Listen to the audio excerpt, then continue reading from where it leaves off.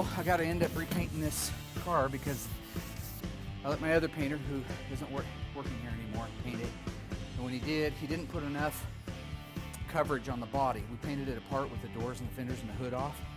And he didn't put enough coats on the body of the red. And he did put enough on the doors. So when we hung all the sheet metal on it, this looked orange and this looked red, which is exactly what I asked him not to do.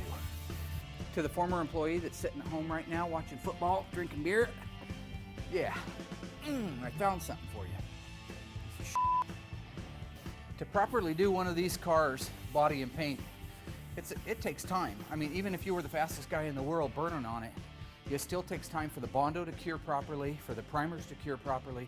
So when those products cure, they shrink. So if we were to force this thing, you know, all the primer, all the Bondo, all the paint, all the base, and all the clear in just a couple of days, 6 months from now, it would be all sucked back and hazed over. It looks like, you know, a mass production cheap paint job. So the problem about some of those shows is the camera hides everything.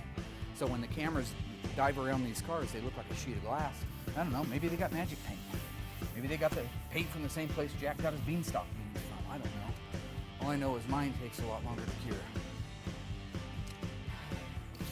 The 6 months it would take to restore one of these cars would be everything from rebuilding the suspension, the motor, the transmission, all of the drivetrain, detailing it to OE specs. Everything's OE spec.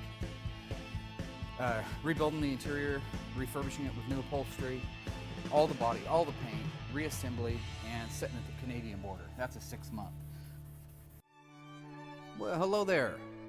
I suppose some of you are wondering what an OE restoration is. So I commissioned my graveyard ghouls to prepare this short educational film. Please enjoy.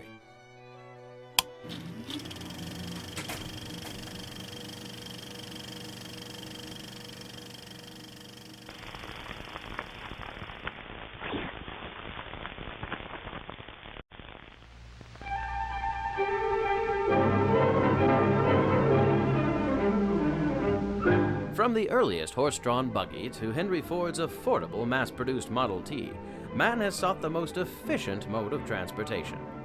At first a mere means of conveyance, it didn't take long for the automobile to become available to everyone, and the age of customizing was born.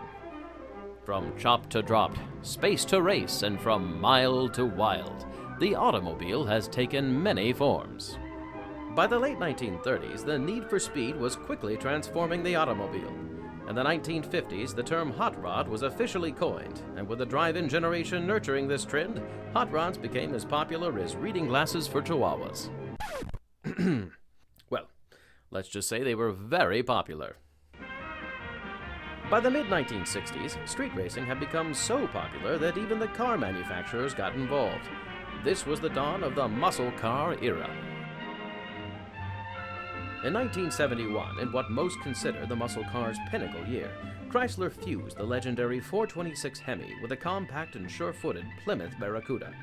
Now, nearly 40 years later, the 1971 Cuda is on record as the most valuable muscle car to date.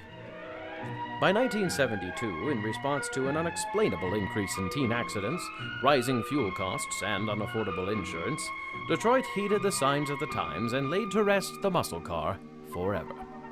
Recently, automobile enthusiasts have raised the bar once again with the introduction of original equipment, or OE restoration. They believe duplicating a car to original factory specifications stands as a symbol to our automotive heritage and the technology of yesteryear. Date-coded parts are documented, rivets and welds placed exactly.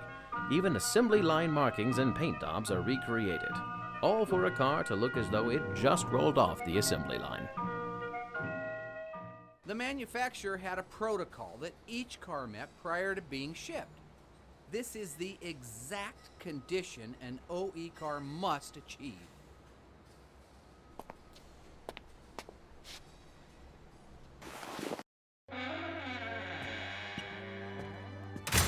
It is this attention to detail that has given Graveyard Carz international recognition as a leader in Mopar restoration.